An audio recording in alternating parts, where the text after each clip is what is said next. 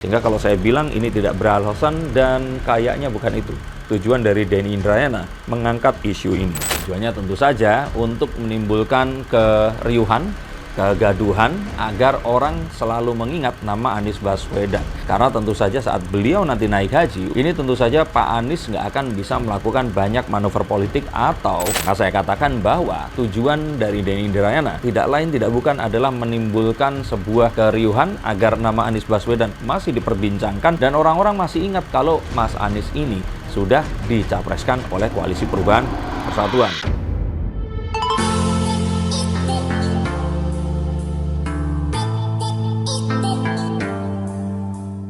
Halo Sensikers, kembali berjumpa bersama saya Denny Darko. Tidak ada yang namanya misteri, yang ada adalah tanda-tanda yang kita semua coba untuk mengerti. Akankah ramalan dari ini peramal yang kayaknya dia mengikuti saya, sama-sama Denny nih. Tapi Denny yang ini mencoba meramal, kemarin gagal ramalannya. Denny Indrayana. Akankah ramalan Denny Indrayana menjadi kenyataan di mana Anies Baswedan sepulang haji nanti langsung akan ditetapkan jadi tersangka?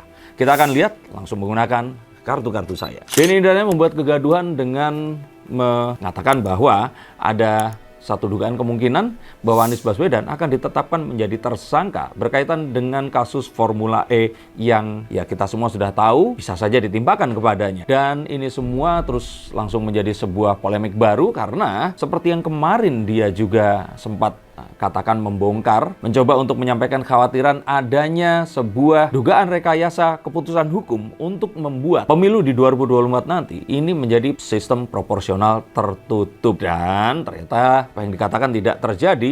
Maka kalau saya lihat dari kartu yang pertama, di mana kartu The Six of Cups ini muncul, maka bisa dikatakan bahwa apa yang terjadi ini nggak semengerikan apa yang dibayangkan. Semuanya masih lebih friendly. Jadi dikatakan kartu ini bahwa hal tersebut tidak akan terjadi. Jadi nggak ada pulang terus ditetapkan menjadi tersangka. Kalaupun ada, ini sesuatu yang pasti tidak disebabkan oleh sesuatu yang saat ini terjadi dan tentu saja ada dinamika baru yang akan lebih menghebohkan selama Pak Anies ada di Tanah Suci. Tetapi jika semuanya masih seperti sekarang, tidak ada sebuah gerakan, tidak ada sebuah penunjukan cawapres siapa atau ada manuver tertentu yang sangat besar di sini, maka saya pikir semuanya masih akan seperti saat beliau pergi dan ini tidak akan ditetapkan menjadi tersangka. So, kalau saya bilang ramalannya akan gagal lagi. Karena jika hal itu memang akan dilakukan, maka seharusnya ini sudah dilakukan sejak awal. Tidak harus menunggu lama hingga momen-momen menuju bulan Oktober yang sebentar lagi dan masa iya momen pulang haji terus kemudian ditetapkan menjadi tersangka. Saya pikir ini sesuatu yang kalau mau dilakukan sudah dari dulu, sudah sebelum diusung dan kalaupun tidak ya sebelum akhirnya terjadi pertemuan antara Mbak Puan dengan AHY dan hal-hal yang lainnya. Sehingga kalau saya bilang ini tidak beralasan dan kayaknya bukan itu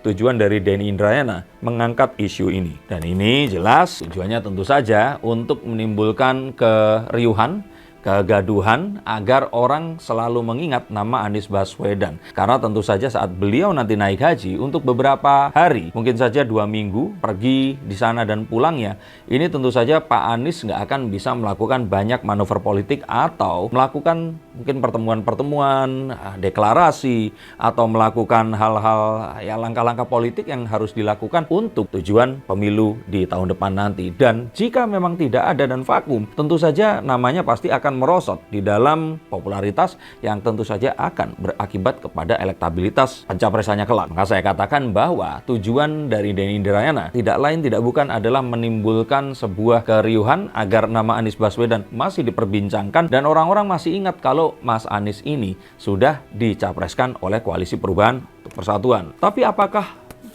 penjagalan itu ada? Kalau menurut saya memang ada ketidakinginan Anies Baswedan maju menjadi salah satu dari capres. Dan harapannya ya kalau nggak Ganjar ya Prabowo. Ini jelas ada. Mungkin ini masalah panggung depan dan panggung belakang politik. Karena saya tidak terafiliasi dengan partai apapun, maka saya bebas mengatakan hal ini. Tapi masyarakat juga akan tahu bahwa hal tersebut memang ada.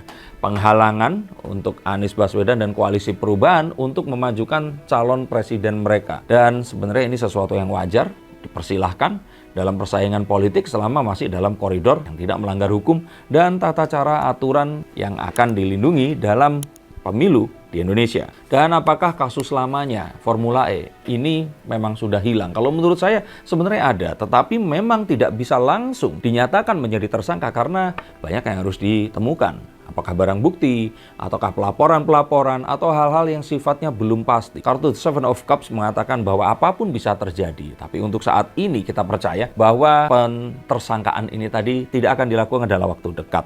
Paling tidak mungkin hingga Oktober nanti ya, jika tidak ada manuver politik baru. Dan untuk itu, karena tujuannya tadi adalah untuk menimbulkan keriuhan, maka keriuhan-keriuhan lain ini akan terjadi selama Mas Anies ini akan ada di Mekah.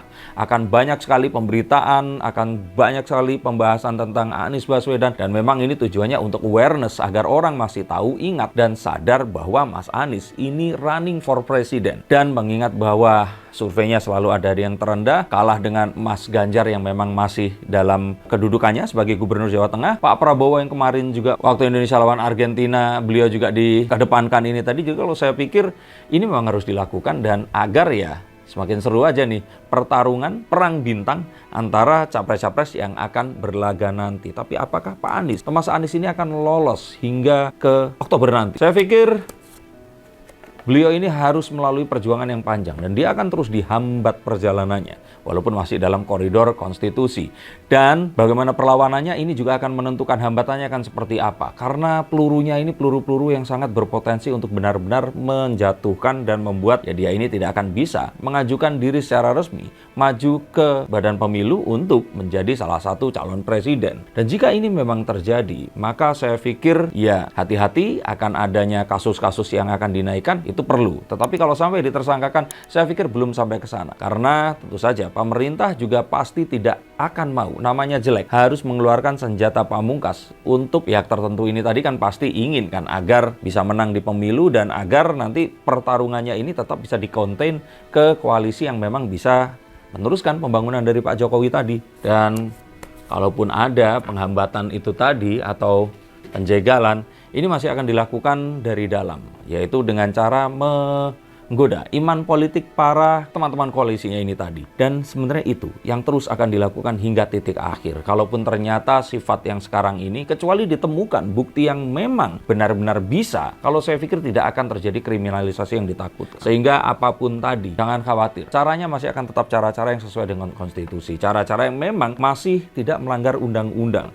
dan masih dalam etika yang memang diizinkan di perpolitikan di Indonesia. Walaupun saat ini seperti Pak Surya Paloh lewat Metro TV-nya selalu berusaha untuk mengangkat masalah ketidakadilan, kecawe-cawean ini tadi, dan lewat buzzernya, ya saya katakan buzzer karena setiap hari melakukan itu ya ada orang-orang tertentu yang kita tahu itu siapa yang mulai mempertanyakan tentang misalkan satu tugasnya untuk mempertanyakan tentang survei dan tidak percaya terhadap survei. Satu lagi mencoba untuk menggoreng masalah people power dan hal-hal yang lainnya. Jadi kalau saya pikir ini pertarungan yang akan seru, dan ini masih akan terjadi tanpa ada politisasi yang sifatnya di sini itu kriminalisasi. Nggak usah takut, ini semua masih sesuai dengan permainan atau rules of the games yang ada. Maka kita akan lihat apa yang akan terjadi. Kita duduk manis, ambil popcorn dan menonton saja. Selama Mas Anies di Tanah Suci nanti, pasti akan banyak sekali manuver politik yang akan terjadi. Dan ini akan dimulai dengan acara yang akan ada hari ini, yaitu Harlah atau ulang tahun PDIP yang sedianya dilakukan di Gelora Bung Karno pada 24 Juni 2023 ini. Jadi yuk kita saksikan apa yang akan terjadi. Bagaimana menurut pendapat kalian? Silahkan tuliskan di bawah sini. Dan menurut kalian apa yang akan terjadi saat Mas Anies nanti kembali dari Tanah Suci? Ataukah beliau akan mendapatkan bisikan di tanah tempat kelahiran leluhurnya sana tentang sesuatu yang berhubungan dengan nasib bangsa, dan apakah setelah pulang malah yang terjadi sebaliknya, dia mengundurkan diri dan mengetahui bahwa oh ya sudah, pembangunan mungkin silahkan dilanjutkan dengan orang-orang yang pas, dia rela menunggu untuk mungkin 5 tahun lagi, 10 tahun lagi, baru akan mencalonkan diri menjadi Presiden Republik Indonesia nanti. Terima kasih, sampai jumpa dan salam.